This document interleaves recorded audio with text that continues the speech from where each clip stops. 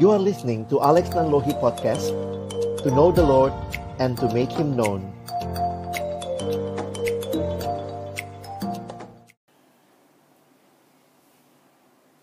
Mari teman-teman kita berdoa sebelum membaca merenungkan firman Tuhan. Biarlah pujian yang kami naikkan, hati sebagai hamba, benar-benar Tuhan dapati dalam diri setiap kami, orang-orang yang Kau berikan karunia menjadi murid dan memuridkan. Kami sungguh berdoa, biarlah apa yang kami nyanyikan bukan sekedar ucapan bibir kami, tetapi benar-benar mewujud nyata di dalam keseharian kami yang sedang memuridkan, sedang memimpin kelompok-kelompok kecil, sedang membawa pribadi-pribadi yang sudah Tuhan selamatkan untuk makin mengenal Tuhan. Kami sungguh rindu kesempatan kami akan membuka firman-Mu, bukalah juga hati kami, jadikanlah hati kami seperti tanah yang baik, supaya ketika benih firman Tuhan ditaburkan, boleh sungguh-sungguh berakar, bertumbuh, dan juga berbuah nyata di dalam hidup kami.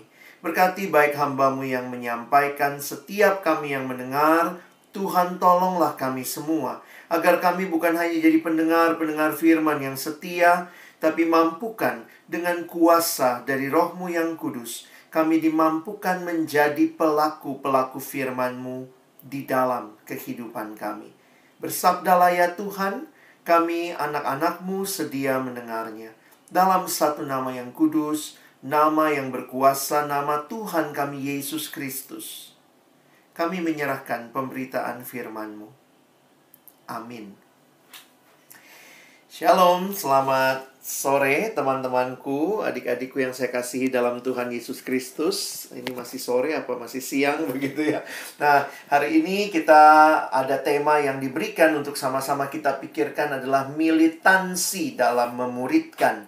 Nah, teman-teman, saya pikir satu realita sebagai murid Kristus ini yang saya ingin tegaskan kembali ya. Jadi nanti saya minta next, baru kita next slide-nya. Saya coba menghayati begini. Kalau engkau mau bicara militansi, engkau harus tahu dulu apa yang menjadi tujuan dari militansi itu. Saya pikir kita tidak hanya militan demi militan supaya kelihatan gagah perkasa, berani begitu ya. Tetapi karena itulah, next boleh yang tadi ya, Abang ingin menegaskan apa artinya menjadi murid Kristus. Kita mesti jelas dulu kenapa kita harus menjadi murid Kristus. Baru kemudian kita bicara militansi kemudian ya. Jadi saya mau review kembali visi pemuridan supaya teman-teman yang sudah mungkin memimpin kelompok kecil, kalian lagi jalani sebuah proses memuridkan, kalian ingat lagi apa sih tujuan semuanya ini. Kadang-kadang memang ada hal-hal yang sangat dasar yang mudah sekali terlupa seiring dengan berjalannya waktu dan kesibukan kita. Tetapi karena itu saya melihat ada hal-hal dasar yang harus terus diingatkan. Nah, contohnya kalau teman-teman naik pesawat misalnya ya, naik kapal terbang, naik pesawat, kalian mau sudah seberapa puluh kali naik pesawat, berapa ratus kali naik pesawat, bahkan ribuan kali naik pesawat. Waktu kalian naik pesawat, tetap ada peragaan cara menggunakan sabuk pengaman, peragaan cara menggunakan life jacket. Kenapa ya? Saya menghayati bahwa itu hal-hal yang sederhana, yang kayaknya harusnya kita yang naik pesawat mah udah tahu. Tetapi itu terus diingatkan, makanya ada kalimat sesuai dengan peraturan penerbangan sipil. Kita nggak bisa choose lalu angkat tangan, maaf. Saya nggak mau lihat, saya nggak mau dengar, tolong dihentikan, saya sudah 1000 kali naik pesawat. Tidak. Kita harus mengikutinya, kita harus mengingatkan diri kita kembali. Jadi bagi saya ini menarik untuk menghayati bahwa jangan-jangan sembari kita menjalani proses memuridkan, bisa jadi visi kita mulai kabur begitu ya. Jadi waktu diminta militansi, diminta berkorban, muncul lagi mikir, kenapa ya gue lakuin semua ini? Nah, jadi penghayatan seperti itu. Nah, satu waktu saya naik pesawat atau naik penerbangan, tapi memang dengan pesawat bukan pesawat Indonesia. Dan menarik sekali, pramugarinya mengatakan begini, mungkin harap Anda memperhatikan petunjuk dari para awak berikut ini, karena mungkin berbeda dengan pesawat-pesawat yang lain. Wah, itu menarik tuh ya. Jadi waktu dengar begitu, jadi kita jadi, aduh, ini apa yang beda ya? Lihat dari awal sampai akhir, taunya sama aja gitu ya. Dia hanya ingin mengingatkan bahwa dia punya cara lah ya untuk get attention dari kami para penumpang. Jadi saya pikir itu penting teman-teman untuk kita mengingatkan diri kita kembali. Ada intermezzo sedikit, satu waktu naik pesawat juga penerbangan. Lalu kemudian biasa ya, pas penerbangannya lagi goyang begitu, wah itu semua orang jadi ingat Tuhan ya. Walau bumping sekali.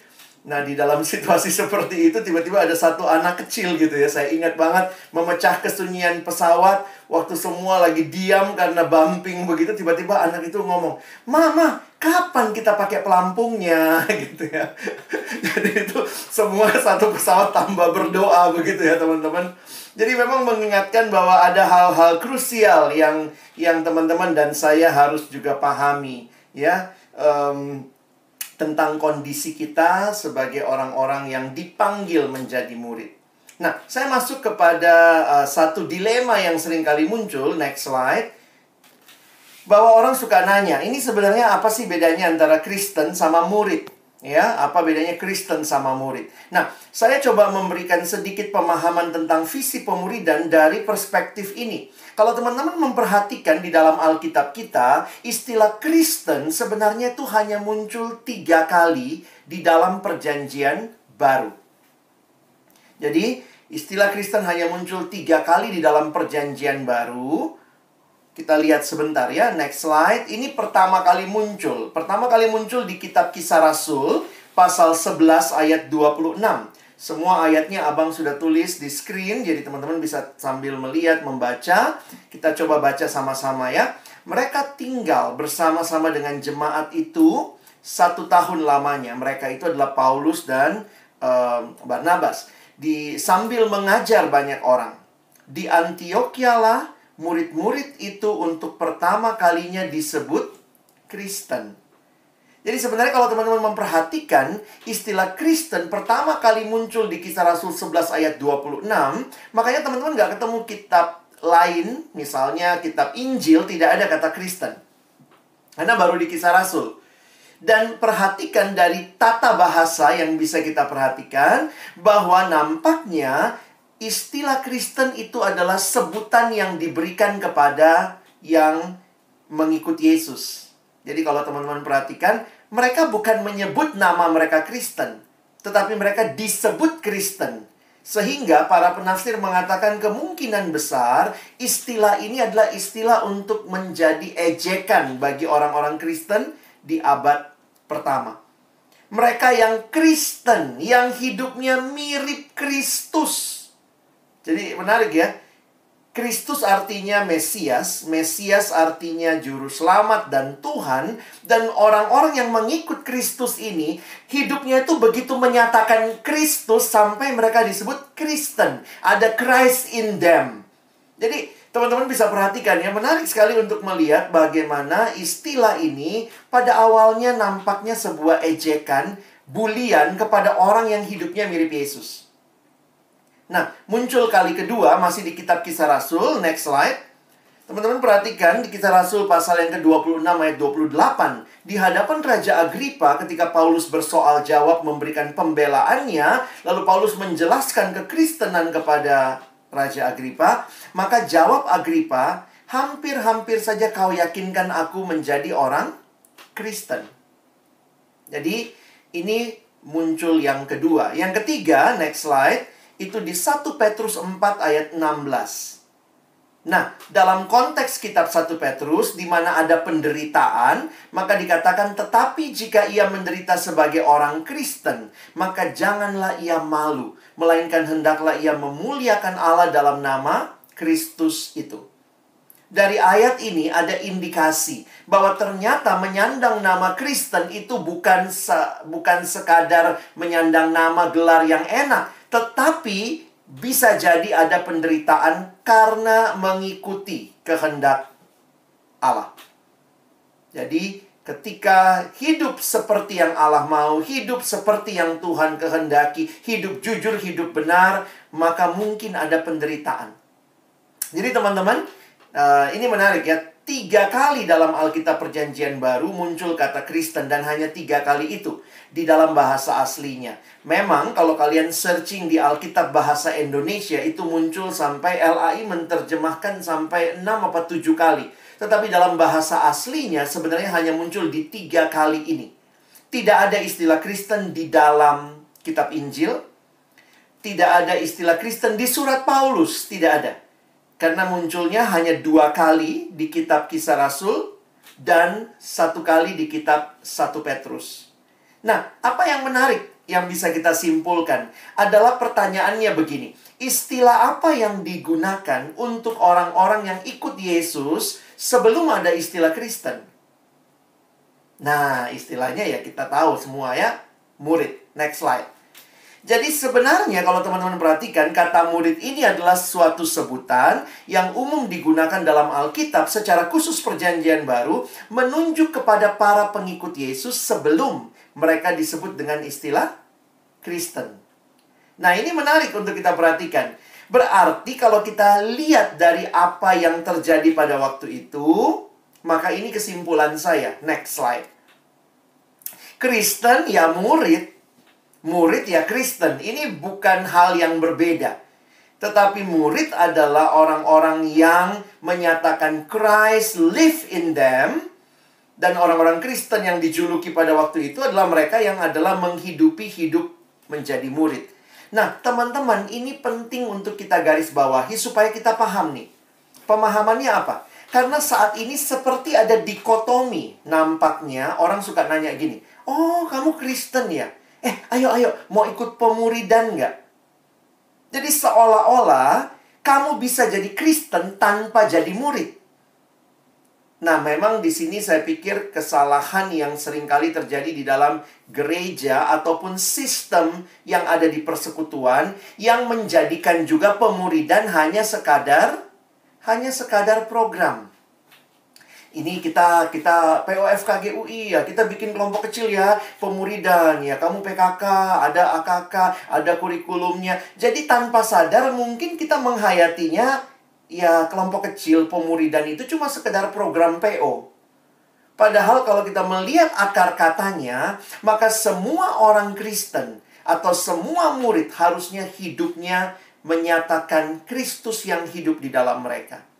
Sehingga perhatikan, kelompok kecil adalah sarana yang menolong orang dibentuk menjadi murid. Jadi jangan kita kebolak-balik ya. Seolah-olah tujuannya adalah kelompok kecil. Bukan. Kelompok kecil itu adalah sarananya untuk membentuk orang menjadi murid.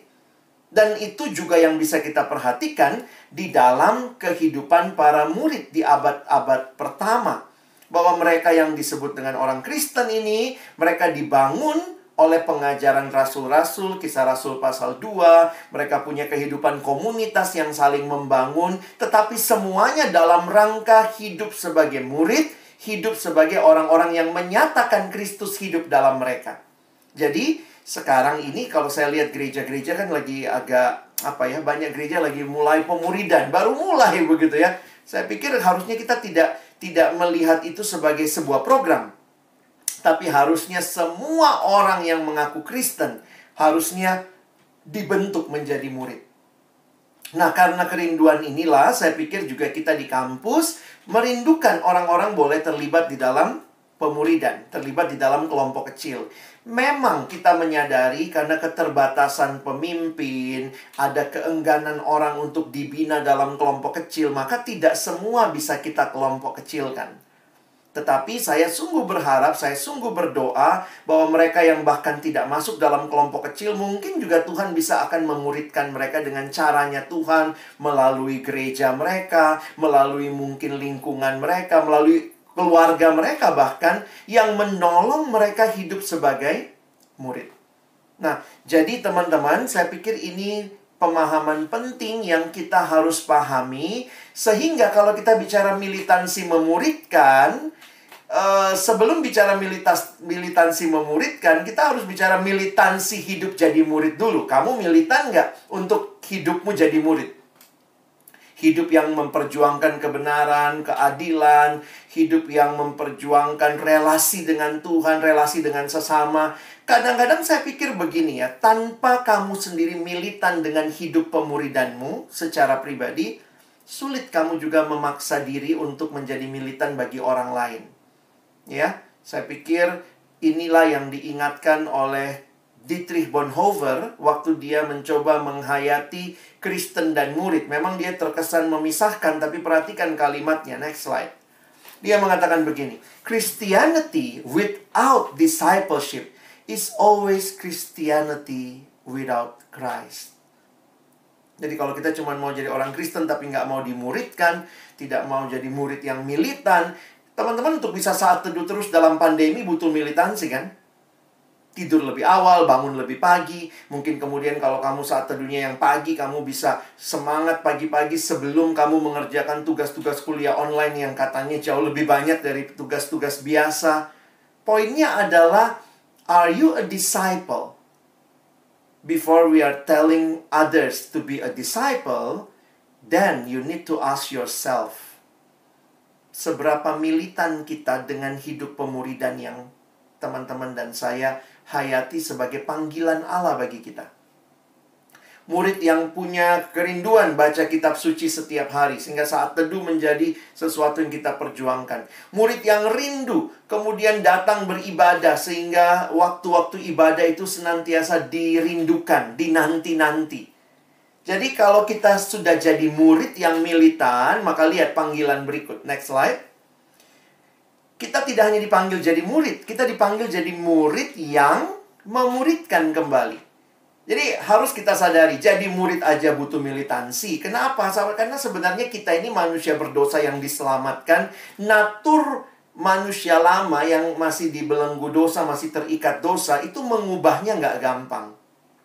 Sehingga pemuridan itu butuh disiplin, butuh kesabaran. Kalian nikmati itu mungkin waktu dimuridkan melalui pemimpin kelompok kecilmu sebelumnya. Yang terus ingetin, terus rindu doain kamu. Jadi sebenarnya untuk kita jadi murid aja butuh militansi. Dan tema hari ini, teman-teman kan adalah murid. At the same time you are still a disciple. Yang memuridkan kembali, ini pun membutuhkan militansi. Kalian tahu lah ya, betapa sulitnya kita jadi murid. Karena itu waktu kalian jadi PKK, jangan berharap AKK-nya gampang. Kamu aja jadi murid yang sulit kok. Jadi kalau kamu aja membutuhkan militansi, maka mungkin untuk melayani adik-adikmu, kamu pun harus punya militansi yang sama. Kalau adik-adiknya sudah bagus, wah nggak usah dipaksa saat teduh, nggak usah didorong, udah saat teduh sendiri. Ternyata dia sudah melayani sungguh luar biasa, itu bonus. Bonus ya. Karena realitanya sebenarnya kita ini adalah murid yang sedang terus bertumbuh. Dan pada waktu yang sama Tuhan percayakan kita memuridkan orang lain. Karena itu kalau ditanya, Bang, tipsnya apa nih bisa memuridkan dengan militansi dan kerinduan yang dalam? Kamu tahu dulu begitu, apa sih tujuan hidup jadi murid? Tuhan Yesus mengingatkan begini. Di bagian awal pelayanannya dia mengatakan, mari ikutlah aku, kamu akan kujadikan penjala manusia. Bagi saya ini adalah panggilan yang jelas yang Tuhan mau untuk membangun kerajaannya dengan membawa orang menjadi murid. Jadi sebenarnya ketika engkau dan saya hidup sebagai murid, atau kemudian kita memuridkan orang lain, kita sedang berbagian di dalam membangun kerajaan Allah secara khusus di POFKG UI. Kadang-kadang mungkin kita pikir, aduh saya cuma mimpin kelompok kecil, program PO. Saya cuma tanggung jawab sama seksi kelompok kecil. Tapi waktu pikir lebih dalam lagi, ternyata ini adalah cara Tuhan yang sedang membangun kerajaannya di dunia ini. Bagaimana caranya Tuhan membangun kerajaannya di dunia ini di POFKG UI? Tuhan panggil ada orang-orang yang sudah menikmati hidup jadi murid, yang kembali memuridkan. Nah, karena itu kuncinya, next slide. Ya, ini bukan hal yang klise, tapi saya pikir ini adalah satu realita untuk kita benar-benar mengalami tinggal dalam relasi dengan Allah, dengan Kristus. Perhatikan Yohanes 15 berulang kali dikatakan tentang tinggal. Yesus berkata, tinggallah di dalam aku dan aku di dalam kamu. Sama seperti ranting tidak dapat berbuah dari dirinya sendiri kalau ia tidak tinggal pada pokok anggur, demikian juga kamu tidak berbuah jikalau kamu tidak tinggal di dalam aku. Akulah pokok anggur dan kamulah ranting-rantingnya. Barang siapa tinggal di dalam aku dan aku di dalam dia, ia berbuah banyak sebab di luar aku kamu tidak dapat berbuat apa-apa. Jadi teman-teman, kunci keberhasilan kita memuridkan dengan militansi adalah sebenarnya ketika engkau dan saya tinggal dalam Kristus. Karena dengan tinggal di dalam Kristus, kita sendiri terus jadi murid. Dan kita tahu bahwa ada orang-orang lain yang Tuhan percayakan untuk menjadi murid bersama dengan kita. Jadi sebenarnya kalau kita ingat, kita ini semuanya murid. Dari beberapa murid yang sudah lebih awal, Tuhan panggil beberapa jadi pemimpin bagi murid yang lain, yang belakangan ikutnya. Tetapi pada saat yang sama di hadapan Tuhan, kita sebenarnya adalah sama-sama murid seumur hidup. Karena itu, dari pola ini, mungkin memang namanya itu memberatkan untuk beberapa orang. Pemimpin kelompok kecil, PKK. Tapi saya menghayatinya begini. Next slide. Teman-teman, sebenarnya kalau kita menghayati pemuridan dengan benar, seperti yang Tuhan Yesus sedang jalani, Tuhan tidak memimpin memimpin Petrus, Yohanes dengan cara dia pemimpin besar lalu mereka dipimpin ke bawah seperti itu. Tapi saya melihat pola ini. They journey together. Jadi, kalau teman-teman bisa menghayati hal seperti ini, saya harap ini tidak jadi tension buat kita sebagai PKK ya. Karena kesannya kalau PKK ini, aduh gue mesti sempurna, gue mesti lebih baik, gue mesti lebih apa. Tapi sebenarnya dalam perjalanan bersama, saya pun menikmati waktu saya memimpin kelompok kecil, bukan cuma adiknya yang bertumbuh. Malah saya harus katakan Tuhan lebih banyak memberikan pertumbuhan kepada saya. Ya biasalah PKK baru waktu itu. Semangat sih di awalnya ya, senang gitu. Wah, saya akan memimpin, ada adik-adik saya. Pingin sih ngelihat seperti PKK-PKK bangga ya, itu adik saya sudah melayani. Tapi kemudian waktu menjalaninya, mulailah kakaknya banyak nanya. Waduh, waktu banyak nanya saya juga udah bingung. Terus saya ingat aja waktu itu, Tuhan Yesus kalau ditanya, dia tanya balik ya. Saya tanya balik gitu. Jadi misalnya, Kak, kenapa begini? Oh, menurutmu gimana? Tapi kemudian akhirnya kalaupun tidak terjawab, saya bilang ya, saya nggak tahu. Yuk kita cari jawabannya sama-sama. Dan minggu depan kita bahas lagi. Nah, selama seminggu sebelum membahas itu, teman-teman, jadinya saya jadi cari buku, saya cari artikel, saya tanya sama kakak senior. Jadi sebenarnya jujur aja gitu ya. Harus saya katakan ketika saya memimpin adik-adik saya, di situ kesempatan Tuhan memberikan pertumbuhan juga bagi saya. Akhirnya yang terjadi adalah saya bukan orang yang gampang ngomong sama orang lain pada awalnya. Saya dibesarkan sebagai anak kedua, ada ini ya, ada stereotypingnya, sindrom anak kedua. Apa-apa sendiri ya. Karena anak kedua itu kan katanya anak pertama kan full perhatian orang tua. Terus kemudian anak kedua baru mau mulai diperhatiin, ada lagi adiknya gitu ya. Jadi dia terjepit di antara anak pertama dan anak yang di bawahnya begitu ya.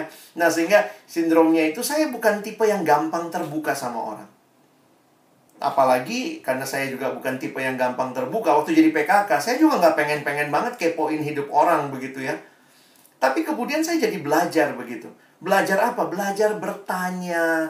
Belajar untuk keluar dari comfort zone saya untuk mengajak orang ini. Karena ternyata saya sadar tidak semua orang tipenya kayak saya. Ada sih orang yang seperti saya juga, nggak maulah dikepoin hidupnya. Tapi ada orang-orang yang ternyata membutuhkan perhatian. Dia melihat kita bukan sedang kepoin hidupnya, tapi kalau lu peduli sama gua, lu tanya dong begitu ya. Dan saya pun jadi belajar membuka hidup saya buat orang lain. Karena ternyata banyak hal yang waktu saya buka hidup saya, Tuhan justru memberkati saya melalui sharing orang lain, melalui dukungan doa dari orang lain. Yang dulu saya rasa pokoknya saya tanggung sendiri. Jadi sebenarnya perjalanan bersama teman-teman harus hayati, pemuridan itu bukan sekadar satu yang memimpin beberapa orang, tetapi sebenarnya sebagai pemimpin yang bisa berjalan bersama. Dan itu proses. Apalagi kalau buat saya ya, kelompok kecil laki-laki itu kan susah banget terbukanya ya. Kalau perempuan kan lebih cenderung cepat terbuka. Katanya kalau kalimatnya, kelompok yang wanita terbuka pada orang yang dia senang.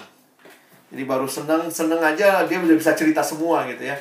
Kalau pria katanya cenderung terbuka kepada orang yang dia percaya. Nah itu membangun rasa percaya. Apalagi kan cowok gitu ya rasanya, aduh syukur-syukur nih, ini bukan gua banget perhatiin lu gitu ya. Terus anaknya waktu ditanya, apa sharingmu? Nggak ada. Aduh rasanya gimana ya. Tapi jadi saya belajar berpikir begini, nggak mungkin orang nggak punya sharing tentang hidupnya. Mungkin saya mesti mengganti pertanyaan saya. Saya bukan cuma nanya apa pengalaman hidupmu, tapi mungkin saya bisa bertanya lebih spesifik. Tuhan memimpin. Jadi beberapa kali kalau untuk anak yang cowok saya kasih teladan dulu ya. Misalnya saya sharing, minggu ini saya sangat nikmati Tuhan menyertai. Terus saya tanya sama dia, kamu ada nggak penyertaan Tuhan yang spesifik yang kamu syukuri minggu ini? Jadi bukan cuma, ayo sharing, apa yang mau sharingin? Nggak ada. Cowok suka gitu ya. Tapi saya langsung nih, apa penyertaan Tuhan yang spesifik? Jadi saya jadi bergumul tuh teman-teman untuk bikin pertanyaan, bikin pembahasan. Karena saya tahu ini proses perjalanan nih.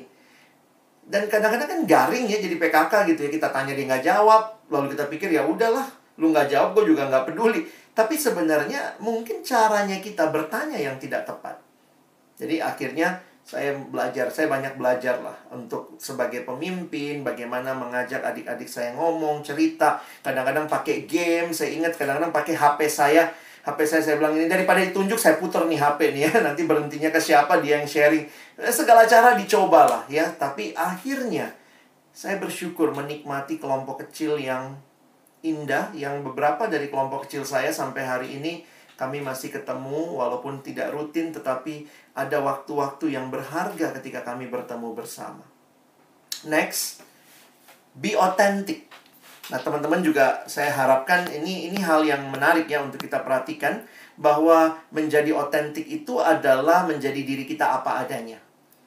Nah, kita pun tidak harus jadi orang lain. Tentu kita punya role model. Wah, gue kalau mimpin gue kayak PKK gue dulu, tapi kamu bukan PK kamu. Jadi untuk beberapa teman yang mungkin sekarang lagi mandek, kelompok kecilnya lagi nggak tahu mesti ngapain, militansi itu sebenarnya harus dikaitkan dengan berpikir kreatif. Jadi kalau bilang, wah anaknya nggak mau sharing, ya ayo cari cara supaya dia sharing. Jangan-jangan cara kita menyuruh sharing yang nggak pas. Jadi itu yang mesti putar otak nih ya. Kalian kan yang paling tahu adik-adik kelompokmu.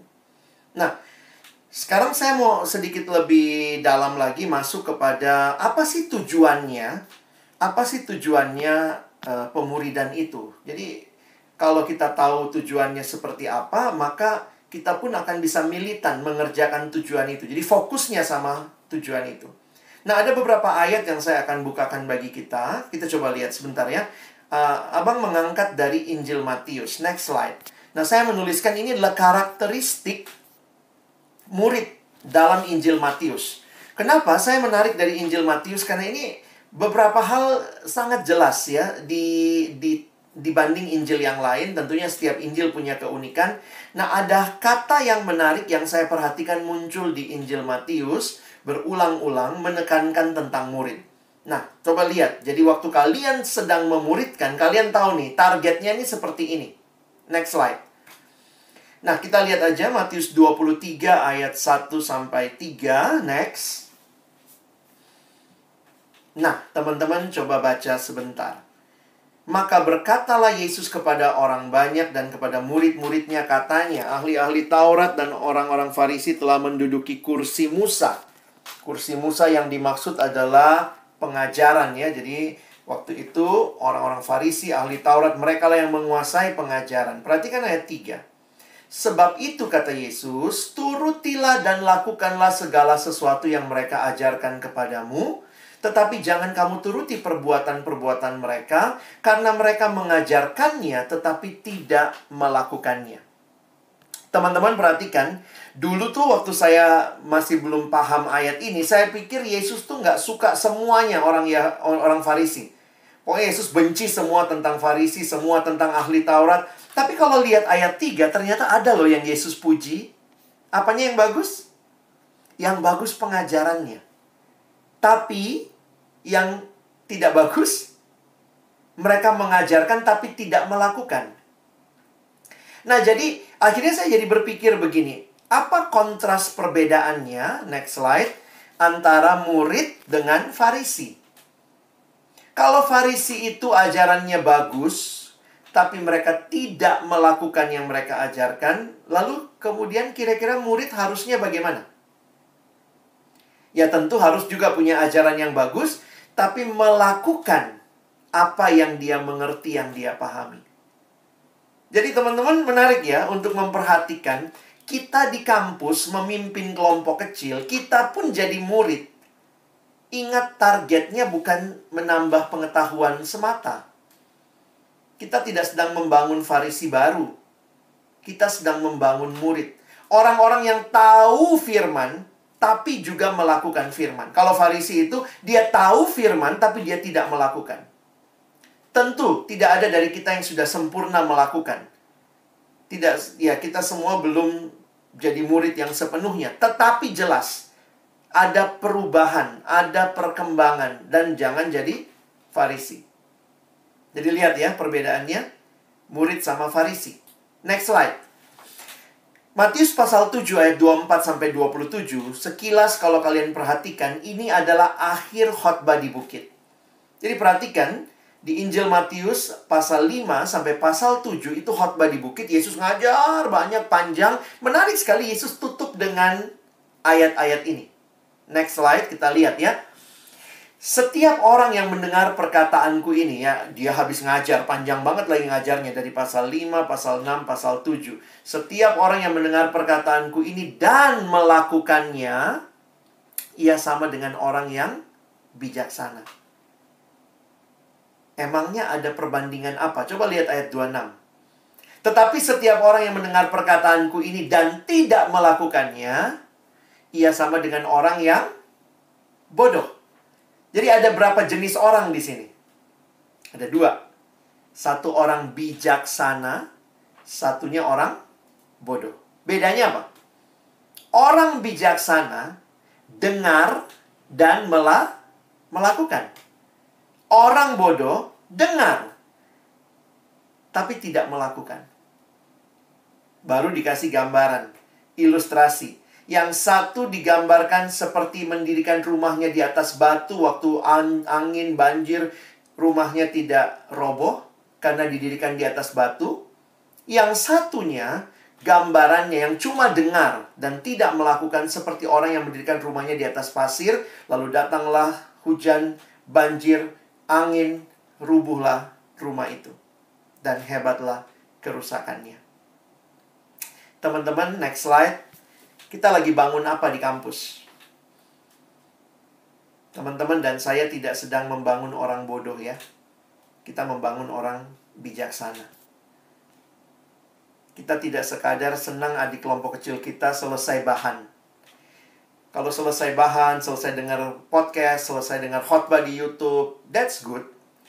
Tetapi menjadi murid bukan berhenti banyak teori, tetapi sampai melakukan. Dan itu tugas panggilan yang Tuhan tolong bagi kita. Jadi saya akhirnya menyadari, saya dipanggil memuridkan, maksudnya apa? Saya dipanggil menolong orang memahami firman dan, bukan hanya memahami, sampai menolong dia melakukan firman. Jadi memang apa ya, kalau dibilang loh kok tambah berat tugasnya. Emang itu panggilannya. Karena itu sebenarnya orang yang sudah jadi murid akan mudah menolong orang lain jadi murid karena dia sudah terlebih dahulu melakukan. Walaupun kita mungkin masih jatuh bangun tertati-tati, tapi kita pun sudah ngalami. Sekian lama kita pernah ditolong, kita pun berdiri teguh, kita mulai terus berubah. Dan Tuhan panggil kita berjalan bersama dengan mereka yang sedang mau menapaki jalan pemuridan. Nah, perhatikan next slide ya. Ini yang ayat terakhir yang saya mau angkat, masih ada 2 ayat lagi ya. Ini Matius 7 ayat 21. Menarik sekali ayat ini, next slide. Yesus berkata, bukan setiap orang yang berseru kepadaku, Tuhan, Tuhan, akan masuk ke dalam kerajaan sorga. Melainkan dia yang melakukan kehendak Bapakku yang di sorga. Teman-teman, kalau perhatikan ayat ini jangan salah mengerti. Jangan berpikir kok Tuhan Yesus mengajarkan keselamatan masuk kerajaan sorga dengan perbuatan. Tidak. Karena sebenarnya judul perikop ini, Matius 7, sebelum bagian penutup itu, ini tentang pengajaran sesat. Yang Yesus sedang tawarkan, atau Yesus sedang berikan gambaran, orang yang ngomong Tuhan, Tuhan, tapi kelakuannya tidak seperti itu, bukan seperti itu murid. Jadi saya cukup menarik memperhatikan penekanan Matius terhadap melakukan. Perhatikan tadi ya, dari Matius 23, bukan hanya tahu tapi melakukan. Perhatikan tadi Matius 7, bukan hanya dengar tapi juga melakukan. Dan sekarang dikatakan bukan hanya berseru Tuhan, Tuhan. Bahkan ini mungkin orang-orang yang ngomongnya rohani gitu ya. Hari Minggu, kalau dia kepentok, oh haleluya. Kejedot, oh maranatha. Bisa sangat rohani ngomongnya. Tapi itu diuji kemuritannya dengan apakah dia melakukan kehendak Bapa yang di surga. Jadi lihat diagram ini. Next slide. Saya mengkontraskan. Teman-teman dan saya sedang jadi murid. Murid itu orang bijaksana, orang yang mendengarkan firman, mengajarkan firman, berarti tahu firman, tahu kebenaran, dan melakukan. Biarlah kita jadi murid, dan kita sedang menolong orang lain jadi murid. Nah, makin sadar saya kalau sudah begini, mau bilang apa? Mesti militan nggak? Kamu tahu kan betapa sulitnya jadi murid? Tapi Tuhan panggil kamu, yang sedang berjuang jadi murid. Berjalan bersama orang lain. Mari dengan militan kita juga doakan mereka, dampingi mereka, mengontak mereka. Mungkin sulit dalam masa pandemi ini ya, kita perjuangkan. Kadang-kadang kalau orang bilang sulit, ya pertanyaan saya sebenarnya seberapa jauh perjuangan kita? Nggak dibales, Kak. Oke, kalau nggak dibales, apa yang bisa kita lakukan?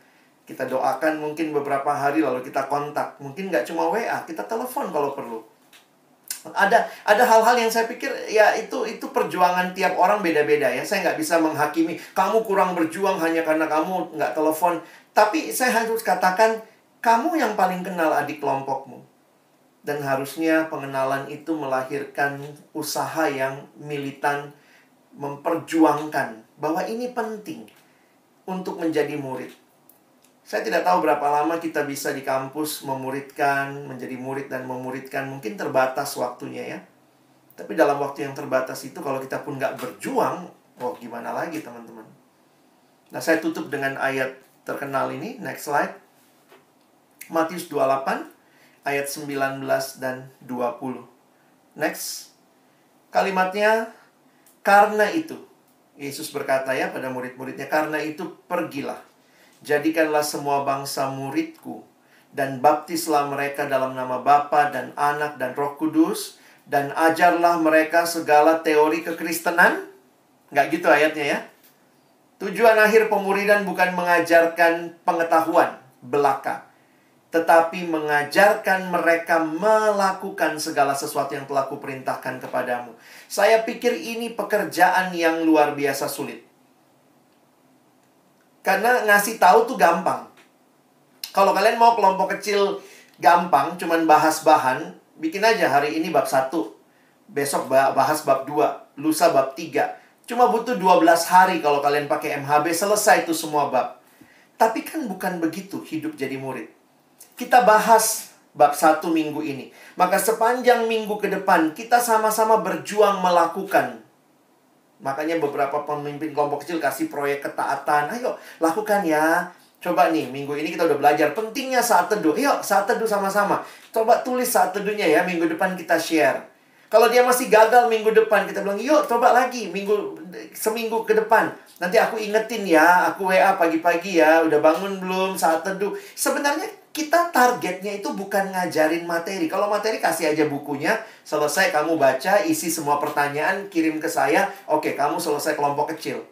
No, we are walking together, journeying together untuk bersama-sama bertumbuh dalam kebenaran. Karena itu ayat ini bagi saya sangat luar biasa. Ajarlah mereka melakukan. Tuhan Yesus pun mengingatkan murid-muridnya. Dan karena tidak mudah, perhatikan, di bagian akhir ada janji penyertaan. Dan ketahuilah, aku menyertai kamu senantiasa sampai kepada akhir zaman. Saya pikir, kalau lihat ayat ini dalam konteks dekatnya, penyertaan Tuhan. Penyertaan Tuhan untuk apa? Kalau lihat ayat ini, kadang-kadang orang ngutip ya, wah, aku baru selesai ujian nih. Ya, Tuhan punya janji, aku menyertai kamu sampai akhir zaman. Kalau kamu mengerti betul konteks ayat ini, maka penyertaan Tuhan sampai akhir zaman berlaku untuk setiap orang yang sedang jadi murid dan berjuang memuridkan. Waktu kamu menjangkau, menjadikan semua bangsa murid, mengajar mereka melakukan segala sesuatu, janjinya Tuhan, aku menyertai kamu senantiasa sampai kepada akhir zaman. Janji penyertaan Tuhan bukan berarti kita stop militansi. Justru dalam militansi kita melakukan tugas yang tidak mudah ini, dan kekuatan yang dari Tuhan, itu cara yang Tuhan pakai membangun kerajaannya di dalam generasi ini. Satu waktu ada PKK nanya sama saya, kadang-kadang mikir gini bang ya, kayak buang waktu ya, megang kelompok kecil dan segala macam. Waktu itu dia sudah pra-alumni, saya bilang, sebenarnya bagus juga kamu masukkan CV-mu ya. Di CV masukkan pemimpin kelompok kecil. Mungkin kesannya kayak, kurang receh banget gitu. Ya ampun, bukannya ikut seminar apa. Tapi memimpin kelompok kecil itu kalau kita hayati dengan dalam, dia bilang, tapi masa dimasukin bang? Saya bilang, kalau nggak tulis di situ. Saya berbagian membangun kerajaan Allah. Wah, luar biasa kalau masuk di CV kita ya. Membangun kerajaan Allah. Melalui apa? Melalui menjadi pemimpin kelompok kecil. Sepanjang zaman Tuhan bangun kerajaannya ketika ada orang yang telah dimuridkan. Rindu memuridkan orang yang lain. Dan kali ini Tuhan tantang kita kembali. Maukah kita militan bagi kerajaannya? Amin.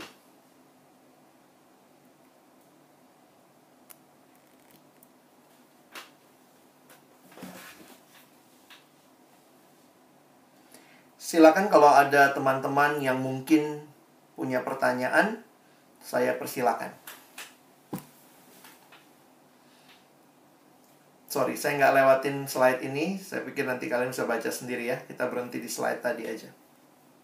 Thank you.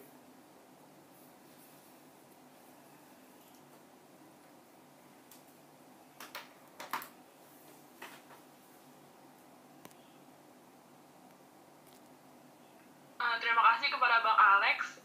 Buat teman-teman kakak-kakak yang masih ada pertanyaan, bisa langsung taruh di chat room ya. Masih.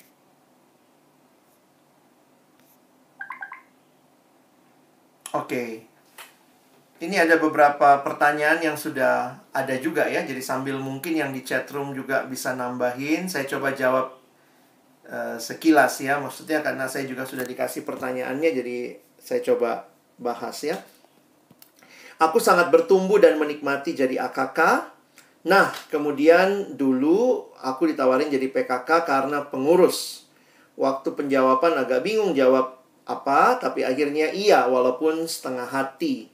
Aku bingung mau ngomongin apa dan kurang menikmati jadi PKK karena suka awkward mau ngomongin apa. Gimana ya bang? Ya mungkin dari pengalaman saya tadi, ya saya juga ngalamin itu sih dek. Jadi bukan cuman kamu sendiri.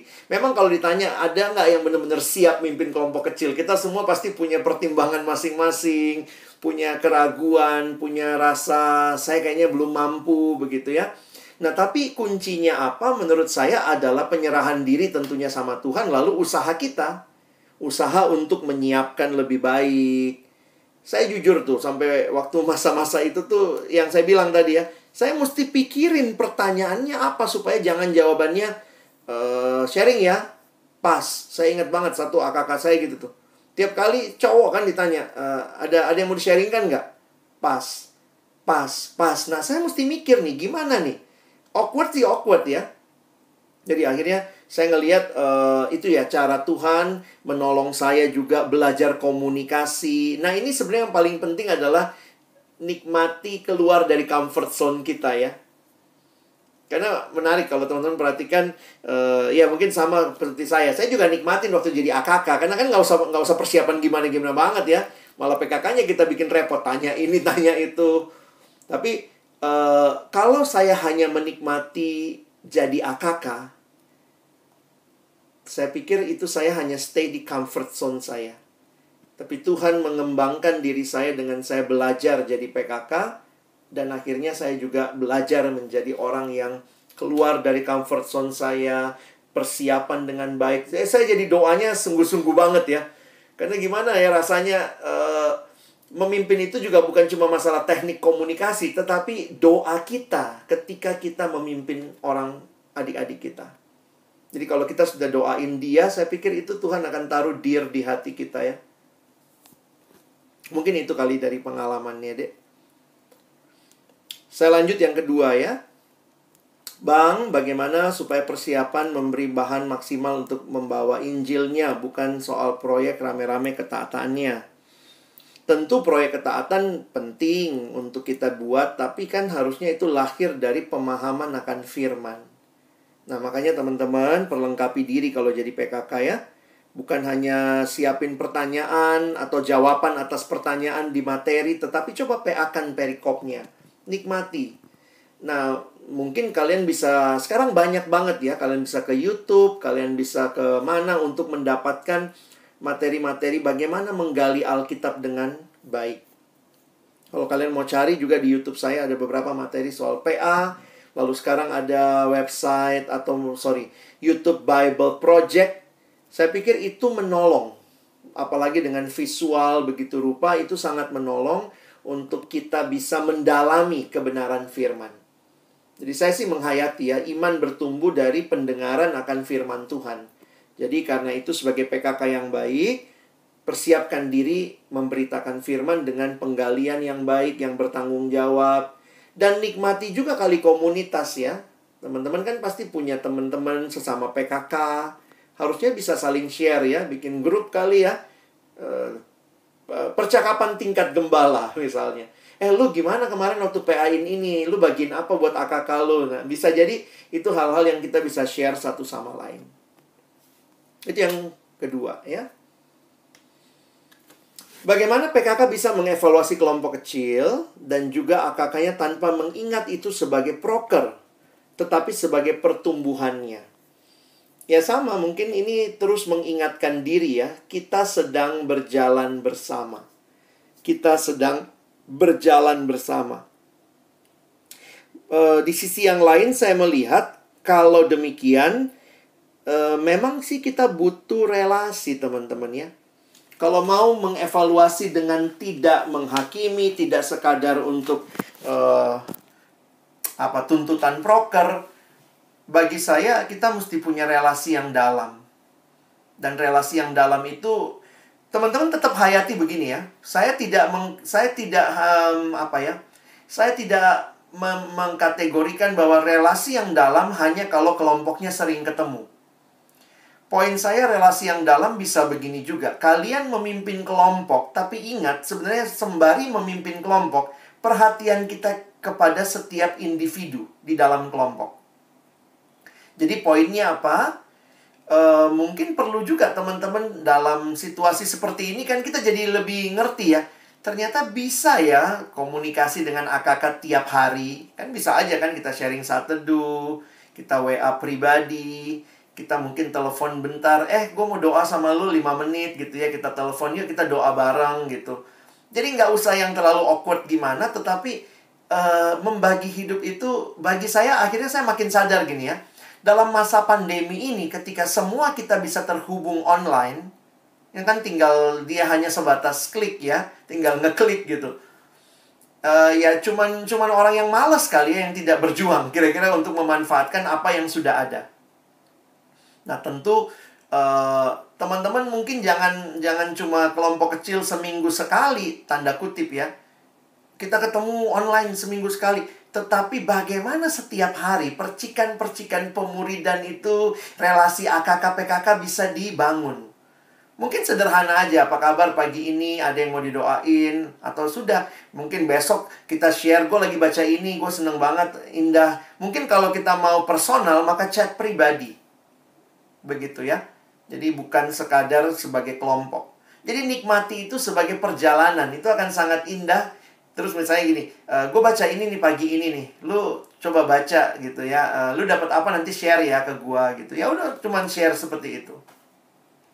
Saya melakukan itu dengan beberapa orang hampir setiap hari. Jadi walaupun mereka bukan AKK saya dalam kelompok, tetapi saya pikir ada orang yang dekat sama saya, dia bisa balas WA, kadang-kadang dia balasnya juga mungkin siangan, saya WA pagi, tapi kami punya komunikasi. Dia punya pergumulan, saya doain, saya punya pergumulan, dia doain, padahal dia masih mahasiswa, saya sudah umur begini ya. Tapi saya menikmati, berarti bisa gitu. Ada relasi itu bisa, tinggal kita mau atau tidak membangunnya. Awkward nggak? Awkward awalnya. Saya apalagi udah tua begini gitu ya. Tiba-tiba deketin mahasiswa. Mungkin dia pikir, kenapa sih om-om ini WA aku tiap hari gitu ya. Tapi karena saya tulus aja WA, saya tanya apa yang mau didoain. Beberapa hari sekali saya kirim artikel, saya kirim terus kita ngobrol bareng. Saya pikir iya ya, persahabatan itu nggak kenal usia. Ya, kan kita bisa bertumbuh bersama. Sejauh apa PKK boleh mengintervensi kehidupan rohani AKK-nya? Apakah melulu harus diingatkan, atau cukup didoakan, atau dimarahin boleh? Kamu yang paling kenal AKK-kamu sih. Saya juga nggak bisa bilang satu teori aja, tapi jadi gini kali ya. Kalau kita ngelihat mereka sebagai teman perjalanan. Dan di dalam Alkitab saya ada beberapa gambaran ya. Di Alkitab tuh ada gambaran gembala domba. Nah, itu memang yang paling sering kita pakai. Makanya kita selalu ngomongnya gembala itu yang memimpin, domba itu yang dipimpin. Nah, cuma juga ada gambaran tentang orang tua anak. Itu muncul di kitab 1 Tesalonika. Paulus bilang kami itu seperti ayah yang menasehati kamu, seperti ibu yang merawat kamu, mengasuh kamu. Jadi bapak itu ada sisi tegasnya, ibu itu ada sisi lembutnya. Jadi saya melihat Paulus tuh ya tarik ulurnya tuh di situ tuh. Kadang-kadang mungkin dia marahin beberapa surat itu tegas banget. Ini kalau orang nggak ikutin ajaran ini terkutuklah dia. Tapi di surat lain misalnya dia bilang terimalah Onesimus kembali. Atau dia bilang kepada jemaat di Filipi, aku mendoakan kamu loh. Doaku adalah supaya kasihmu. Jadi teman-teman, kalau kita melihat AKK kita sebagai orang yang ya menemani perjalanan kita, atau kita lihat sebagai adik rohani, atau kapan-kapan kita lihat sebagai anak rohani, maka kalian yang tahu apa yang harus dilakukan. Tentunya dengan hikmat dari Tuhan. Saya pernah marah sama AKK? Pernah. Tapi memang sesudah relasi cukup dalam. Saya marahinnya kenapa? Karena mereka setiap kali saya datang, dulu anak SMA yang saya pimpin ya teman-teman. Setiap kali saya datang, masih main bola gitu ya. Terus kemudian, kak bentar dia main bola dulu gitu ya. Tahu-tahu udah sejam berlalu gitu. Terus mulai kelompok kecil. Jadi dulu kami rencana kelompok kecil jam 1. Saya datang jam 1 tuh ke sekolahan. Mereka main dulu sampai jam 2 gitu ya. Jam 2 mulai kelompok kecil. Jam 3 semua udah lihat-lihat jam. Mau bimbel kak gitu ya. Jadi akhirnya saya marah waktu itu. Saya bilang, saya datang persis jam 1. Sebelum jam 1 saya udah ada depan sekolah sebelum gerbang buka. Kalian boleh pilih, masih mau kelompok kecil atau tidak ya. Tapi itu setelah kami jalan sekitar 1 tahunan, saya berani tegas sama mereka.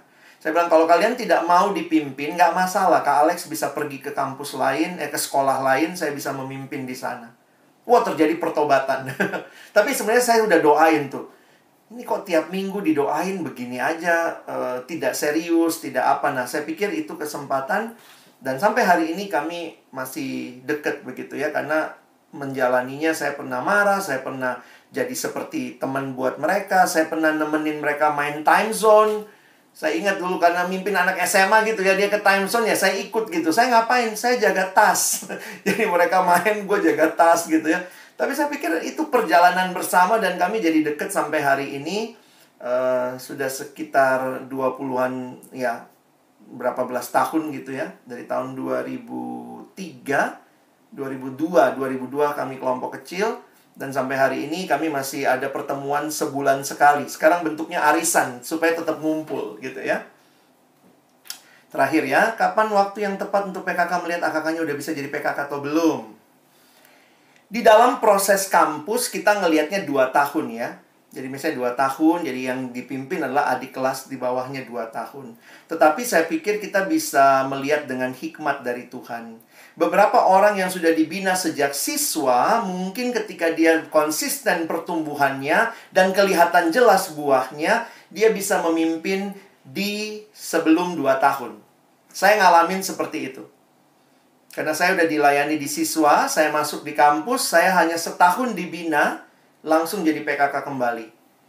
Tetapi beberapa teman, ya mungkin baru bertobatnya di kampus, lalu dia dibina 2 tahun, lalu jadi PKK. Ada juga sudah dibina 2 tahun, tetap dianggap nggak siap. Jadi PKK ini sebenarnya orang yang paling tahu, paling deket. Jadi harusnya PKK benar, saya setuju nih. Kapan waktu tepat untuk PKK melihat? Jadi jangan biarkan seksi kakak yang melihat. Sebenarnya harusnya seksi kakak bertanya kepada PKK, AKK kamu yang mana yang sudah siap? Dan kesiapannya itu apa? Saya pikir banyak faktor ya. Kesiapan itu berkaitan dengan sebenarnya disiplin-disiplin rohani dasar dia, kerinduan dia bertumbuh. Jangan, kalau bilang jatuh bangun, kita tuh semua jatuh bangun. Jadi jangan berpikir kita harus mencari orang yang nggak pernah jatuh. Nggak bisa. Tapi carilah orang yang ketika dia ngalamin pergumulan, kejatuhan, dia terus bangkit dan cari Tuhan. Itu yang saya bilang, orang yang terus mau bertumbuh. Nah, dalam anugerah Tuhan, biarlah Tuhan menolong kalian juga memutuskan ini udah siap atau belum. Saya pernah mengatakan kepada AKK saya, atau beginilah, jangan AKK saya sendiri nih. Waktu itu kenapa saya dibilang jadi PKK kan, waktu dibilang jadi PKK kan takut juga ya, baru setahun dibina langsung jadi PKK. Satu sisi bangga sih, udah dibina dari siswa. Teman-teman saya semua masih jadi AKK, saya udah disiapin jadi PKK tuh. Tapi kemudian saya ingat sekali pemimpin kelompok kecil saya bilang gini.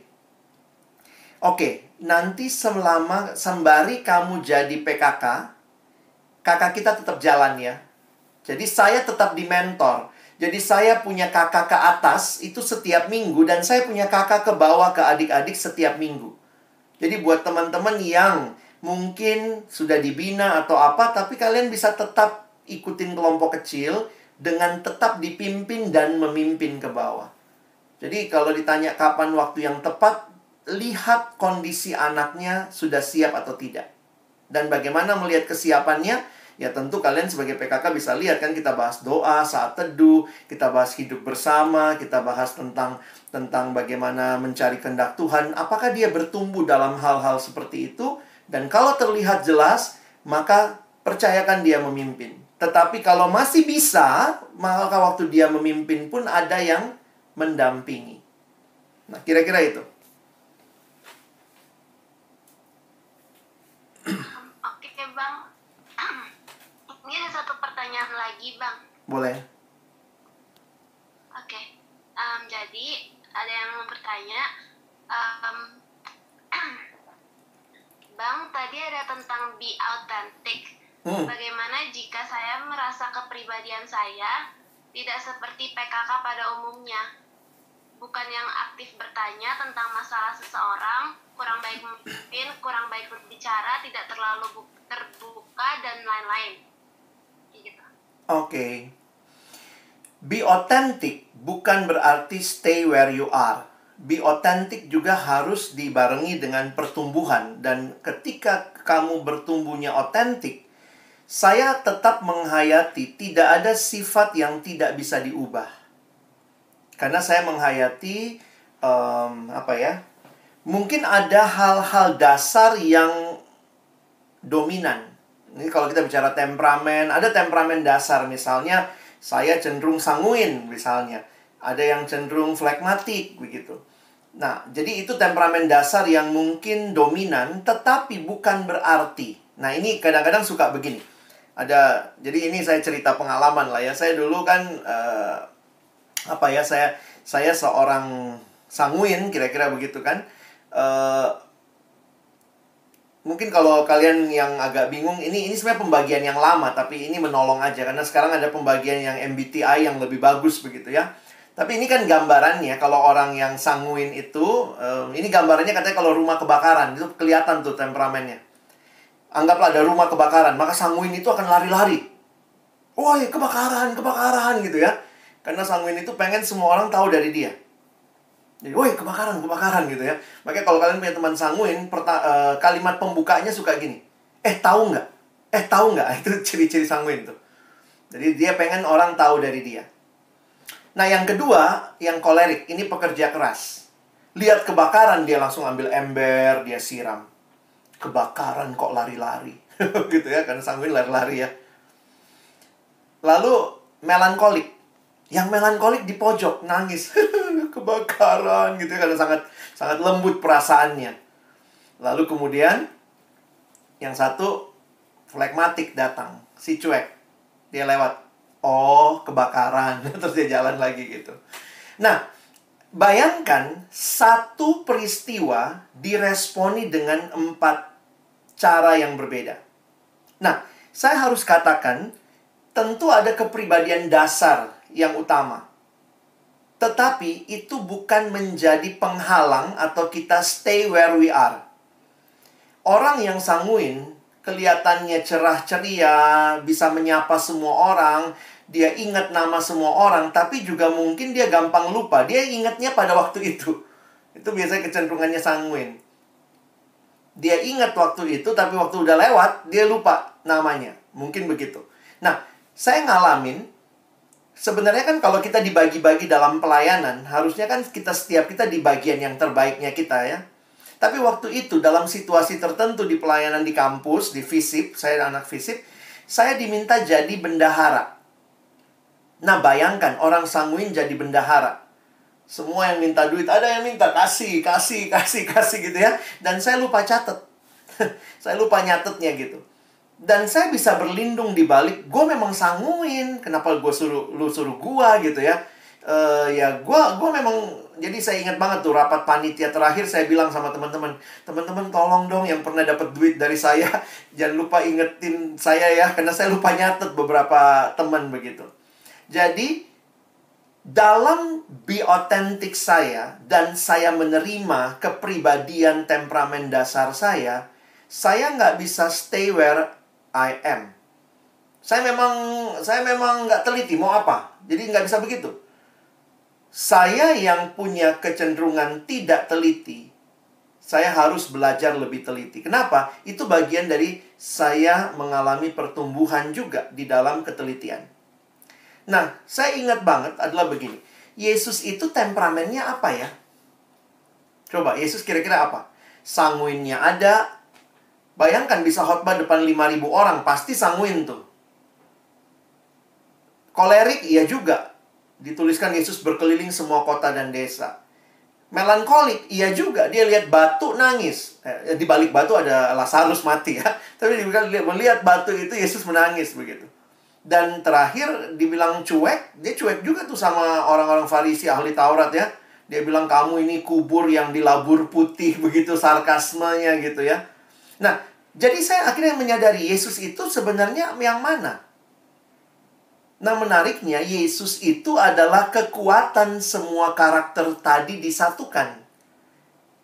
Jadi, saya harus menghayati Alkitab tidak meminta saya jadi sanguin yang Kristen. Alkitab tidak minta saya jadi flegmatik yang Kristen. Alkitab meminta saya menjadi seperti Yesus. Dan karena itulah, sejak saya mengerti hal itu, saya be authentic, tetapi saya tidak stay where I am, karena saya approaching Christ.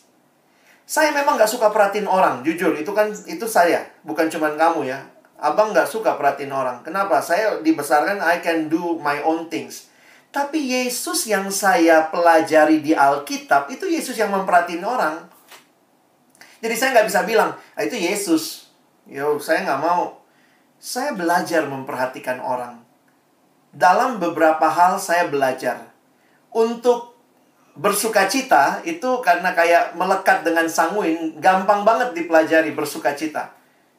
Tetapi untuk teliti, untuk belajar peduli lebih dalam sama orang, mau kepoin hidup dia untuk didoakan, saya belajar banyak. Jadi dalam tipe-tipe temperamen dasarmu ada hal-hal yang sangat kamu. Tetapi never stay di situ. Ingat, kamu harus jadi seperti Yesus. Yesus peduli pergumulan murid? Peduli. Gue gak terlalu suka dicampurin hidup gue. Oh, Yesus nyampurin hidup orang. Wanita, pergi, jangan berbuat dosa lagi. Jadi, mudah-mudahan penjelasan cerita abang ini menolong teman-teman untuk never be authentic dengan memaklumi diri, tapi bertumbuhlah. Dan arah pertumbuhanmu harus makin seperti Yesus. Kira-kira begitu.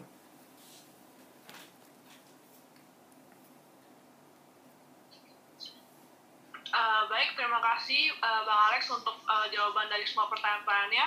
Dan di room chat tidak ada pertanyaan, berarti udah jelas ya kakak-kakak dan teman-teman.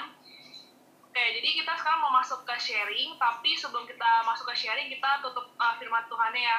Dipersilakan kepada Bang Alex untuk menutup firman. Oke, teman-teman, setelah ini masuk room sharing, saya minta maaf, saya pamit duluan untuk persiapan pelayanan. Jadi saya akan menutup dalam doa. Tolong sesudah ini, biarlah di room sharing kita lebih dalam lagi, bisa share, bisa saling mendukung dan mendoakan ya. Mari kita berdoa. Bapa Surgawi, terima kasih banyak kami belajar sore hari ini apa artinya menjadi murid. Apa artinya memuridkan. Apa artinya menjadi murid yang memuridkan. Dan semua itu membutuhkan militansi. Engkau telah memberi teladan demi memuridkan umatmu. Engkau mati bagi kami, memberikan segalanya bagi kami. Dan saat ini Tuhan panggil kami memuridkan adik-adik kami, teman-teman kami, menemani perjalanan mereka sebagai murid. Biarlah kami tidak kehabisan akal, kami tidak kehilangan semangat, kami tidak menyerah dengan mudah. Tapi benar-benar melihat kehidupan pemuridan ini sebagai sesuatu yang layak diperjuangkan. Karena kami bersyukur Engkau melibatkan kami untuk membangun kerajaan-Mu di kampus kami. Sekali lagi terima kasih, hamba-Mu selesai berbicara. Tapi hamba berdoa teruslah berbicara dalam hati dan kehidupan setiap adik-adikku. Mereka yang sedang lesu, Tuhan bangkitkan semangat mereka. Mereka yang mungkin masih ada dalam comfort zone mereka, ingatkan untuk berjuang, berserah kepada Tuhan, keluar dari comfort zone. Bagi kami yang mungkin bergumul dengan diri kami masing-masing, dengan karakter kami, dengan kepribadian kami, tolong kami juga keluar dari hal-hal seperti itu yang menghambat kami jadi murid yang memuridkan dan meneladani Kristus yang mengasihi, yang lemah lembut, yang berjuang juga untuk murid-murid yang Engkau kasihi. Tuhan, Kau memberikan teladan, dan biarlah kami meniru teladan-Mu. Kami sekali lagi bersyukur menyerahkan waktu selanjutnya, waktu kami dalam room, breakout room. Biarlah kami benar-benar juga bisa mendiskusikan lebih jauh, mengaplikasikan, dan menyemangati satu sama lain, serta saling mendoakan. Kami sekali lagi bersyukur untuk pertemuan siang sore hari ini. Terima kasih buat firman, setiap pujian yang menyegarkan kami, dan kami percayakan hidup kami sepenuhnya di dalam tangan pengasihan-Mu. Kami menutup perenungan firman Tuhan di dalam satu nama yang kudus, nama Tuhan kami Yesus Kristus, penebus dan juru selamat kami yang hidup kami sudah berdoa. Amin.